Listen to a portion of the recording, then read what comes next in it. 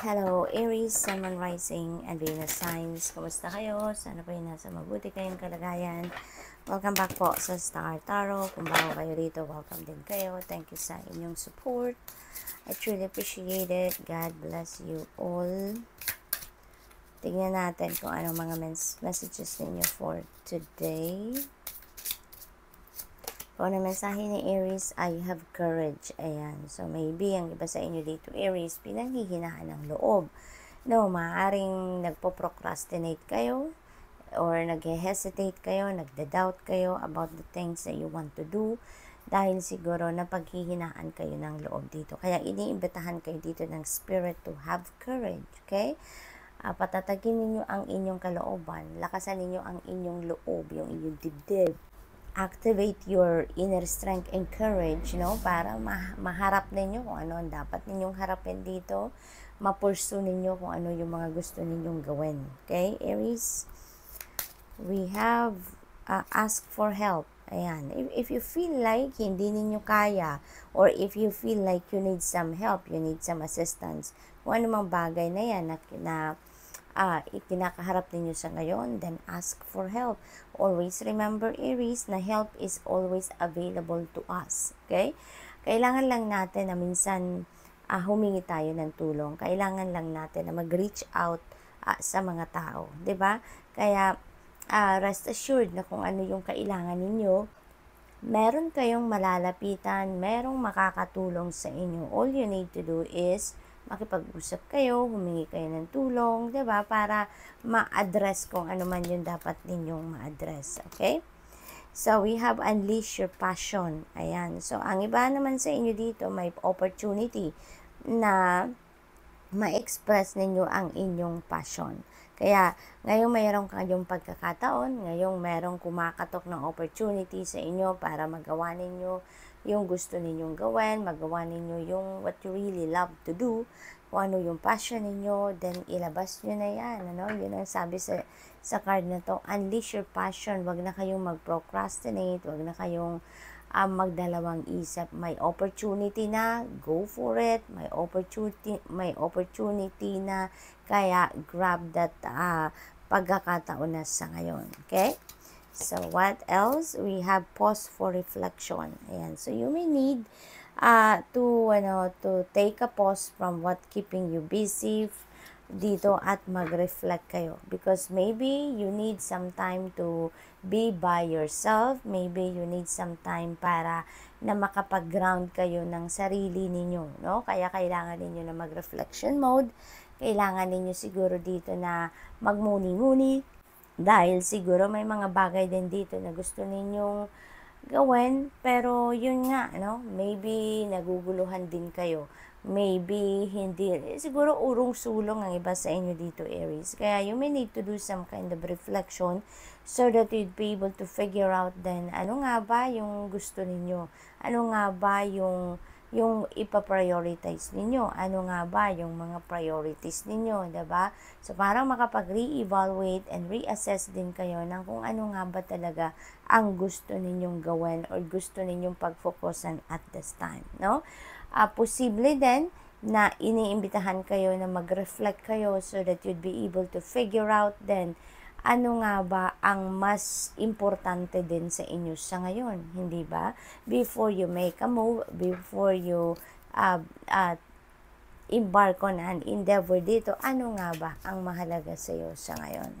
So, we have decide for yourself. Don't allow other people to decide for you. Don't allow other people to run your life. Buhay ninyo yan. Take charge. Tignan ninyo kung ano nga ba ang mas makakabuti para sa inyo sa ngayon. So, maybe you really need to make a decision dito, kaya you need to do some kind of reflection para malinawan ang inyong isipan, magkaroon kayo ng clear direction, Aries, okay? So, decide for yourself. We have receive your blessings. Ayan. So, may mga biyayang parating sa inyo, Aries. Maaaring mga opportunities yan na parating. Various opportunities for, various areas ng buhay ninyo, maaaring ganun din ang ganap. So for you to be able to receive blessings, you should also acknowledge first na deserving kayo sa kung ano man ang biyaya na ibibigay ng divine universe, no? You deserve to be, to receive the blessings. You deserve for all the goodness of the universe. Kaya maging handa na kayo, bukas palad na kayo, buksan nyo na yung inyong sarili, ang inyong isipan, ang inyong mga kamay, ibukas nyo na yan at maghintay na kayo ng pag-receive ng blessings na ito, Aries. Kasi there are a lot of blessings na maaaring dumating dito sa inyo sa iba't ibang parte ng buhay ninyo. So, good luck. That's all I have for you for today. Thank you for watching. Love and light. Namaste. Hello, Leo, Sun, Moon, Rising, and Venus signs. Kamusta kayo? Sana po ay nasa mabuti kayong kalagayan. Welcome back po sa Star Tarot. Kung bago kayo rito, welcome din kayo. Thank you sa inyong support. I truly appreciate it. God bless you all. Tignan natin ang mga messages ni Leo for today. Paano mensahe ni Leo? I trust your wisdom. Okay? So, natutunan nyo na yan, napulot nyo na yung wisdom na yan from your various experiences in the past. Pagtiwalaan ninyo, no? Because you've learned a lot of lessons, life lessons in the past. Marami na kayong natutunan, marami na kayong wisdom. So maybe sa ngayon, pagtiwalaan ninyo kung ano yung alam ninyo, kung ano yung natutunan ninyo in the past, and maybe, this is the perfect time for you to practice that or to apply that wisdom sa buhay ninyo sa kung ano man ang inyong sitwasyon sa ngayon. We have protect your boundaries, Leo. Ayan, protect your boundaries. Huwag ninyong hayaan na mag-compromise kayo ng kung ano yung gusto ninyo, kung ano talaga yung sinisigaw ng puso ninyo. Diba, wag na ninyong i-compromise yan para lang na ma-please ninyo ang ibang tao. Don't lower your standards para lang na ma-please ninyo, mapasaya ninyo ang ibang tao. Okay? So, protect your boundaries. Maging maging firm kayo sa kung ano ang pwede at kung hindi pwede. Maging firm kayo sa kung ano ang dapat at hindi dapat. Okay? So, what else? We have take the opportunity. Ayan. So, may mga kumakatok dito sa buhay ninyo, Leo, na iba't ibang klaseng opportunity. Maaring yan ay opportunity para sa pag-develop ng inyong sarili, pag-develop ng inyong skills. Maaari din na that is a golden opportunity about naman sa inyong money, career, finances, or relationships. It could be anything, no? So, inimbitahan kayo dito to take the opportunity para magawa na ninyo kung ano man yung gusto ninyong gawin dito or ma-express na ninyo ang inyong sarili, okay? So, we have take stock of your achievements. Ayan. So, be proud of yourself, Leo, okay? Be proud of yourself. Ang dami ninyong achievement siguro sa ngayon or na-accomplish na sa buhay ninyo in various areas, and take stock of that, no? Be proud of yourself kasi kung ano man yung mga achievement ninyo ngayon, pinagtrabahuan ninyo yan. You deserved it. Kaya kailangan na maging proud kayo sa naging accomplishment ninyo. Maging proud kayo of who you have become dahil pinagtrabahuan ninyo yan. No? Pinagtrabahuan ninyo yan. Hindi ninyo yan hiningi. Hindi ninyo yan ipinakiusap, but you worked hard for it. You worked hard for it along with the help of the divine universe. Kasi 'di ba, we are co-creating a reality with God. Kaya kung ano man din ang achievement ninyo ngayon, tinulungan kayo ng divine universe para marating ninyo yan.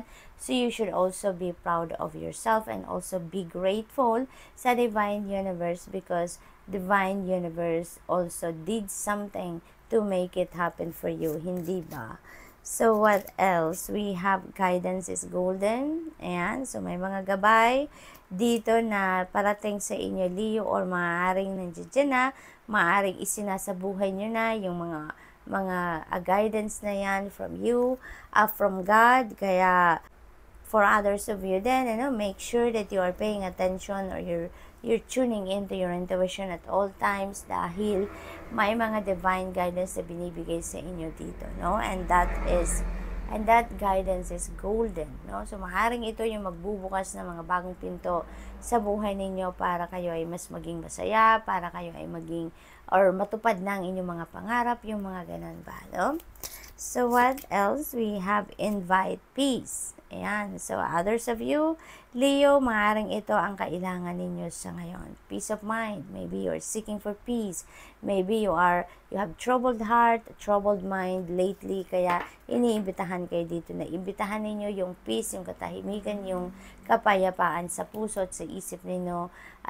Ground yourself, no? Ground yourself. Huwag kayong magdalawang isip na gumawa ng mga bagay-bagay para mapangalagaan ang inyong peace, ma-maintain ninyo ang inyong inner peace, yung ganun ba, okay? Kasi kapag mapayapa, no, ang inyong pakiramdam, masaya din kayo.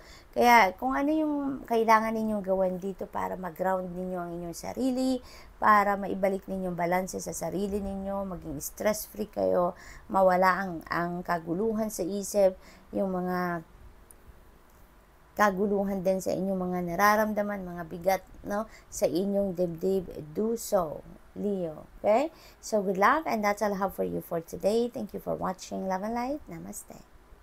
Hello, Sagittarius, Sun, Moon, Rising, and Venus signs. Kamusta kayo? Sana po'y nasa mabuti kayong kalagayan. Welcome back po sa Star Tarot. Kung bago kayo rito, welcome din kayo. Thank you sa inyong support. I truly appreciate it. God bless you all. Pauna mensahe ni Sag, take action. Ayan, so maybe you've been procrastinating, no? Maaring nag-hesitate kayo, nagdadalawang isip kayo, yung ganon. Kaya, inibitahan kayo ngayon na mag-take action na kayo, okay? Now is the time for you to make things happen for yourself. Gawa na ninyo ng paraan dahil for sure, may mga opportunities na nanandag dyan para kayo ay mag-take action na. So, take advantage of that.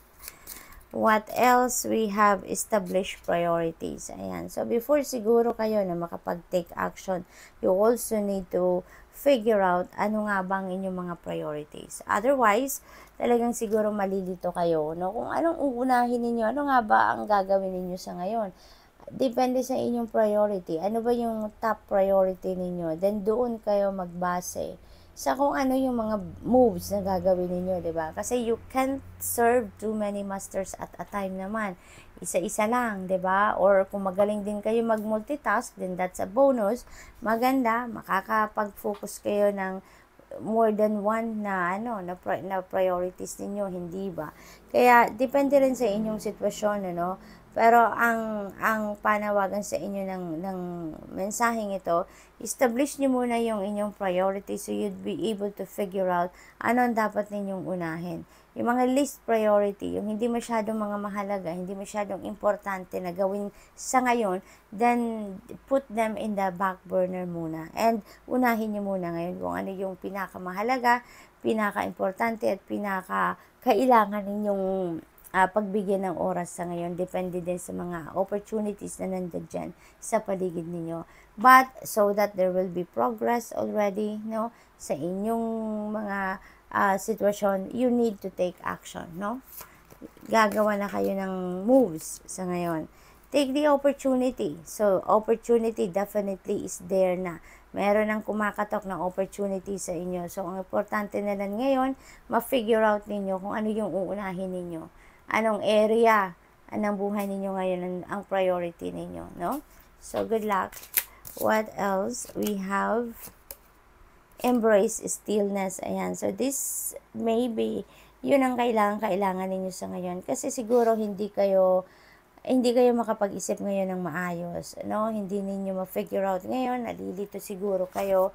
Alam mo yun, yung parang nasasalawahan siguro kayo ngayon. Maybe your thoughts are branching out kung nalilito, may pagkalito dito. Kaya kailangan ninyo siguro na mag-stillness muna. Put yourself into solitude para go deep within you, ma-figure out ninyo kung ano yung mga priorities ninyo. Ma-figure out ninyo kung ano yung mas kailangan na napagtuunan ninyo ng pansin sa ngayon. Okay? Kasi if you're all over the place, you have too much on your plate, gusto ninyong pagsabay-sabayin ng lahat, parang mas maguguluhan kayo, mas hindi kayo makakapag-focus niyan because all over the place ang isip ninyo, 'di ba? Ang dami ninyong pagfo-focus and all at the same time. So ngayon, embrace stillness, no? Figure out, i-organize niyo muna ang inyong isip, gather your thoughts so that alam niyo kung ano ang una ninyong gagawin. Malalaman niyo kung ano yung mas pinaka-importanteng unahin sa ngayon. Kindle love. Ayan. So, ang iba sa inyo dito, maybe entering a love relationship, Sagittarius. Maybe this opportunity that you need to take ngayon is about love. No? Maaring related yan sa isang manliligaw. Siguro, ang iba sa inyo, maaring nandito na yung si Mr. Right or si Miss Right, maaaring ganun din ang sitwasyon. So, if you feel like, di ba, yun na siya na yung person ninyo na hinihintay ninyo, then take that opportunity na, hindi ba? Kasi yung opportunity naman, kapag lumalapit sa atin, ibig sabihin, that's for us, di ba? Kung hindi yan para sa atin, hindi yan lalapit sa atin, no? That could be somewhere else or to someone else's horizon, di ba? Pero, kapag kumatok sa inyo ang opportunity, ibig sabihin yan, that is meant for you. So, maybe you need to take that opportunity na, diba? Ask for help kung kailangan ninyong suporta ng iba, assistance ng iba, input ng iba. You just need to reach out to people. You just need to ask for help. Always remember, kahit ano man ang sitwasyon ninyo, Sagittarius, kung kailangan ninyo ng tulong, don't hesitate to ask for help. Don't hesitate to reach out to people dahil alalahanin ninyo na help is always available to us in any form, anywhere, 'di ba? Lagi at laging merong willing tumulong sa atin. No, kailangan lang natin lapitan sila. Kailangan lang natin na ipaalam natin sa iba na oo, kailangan namin ng tulong. So please.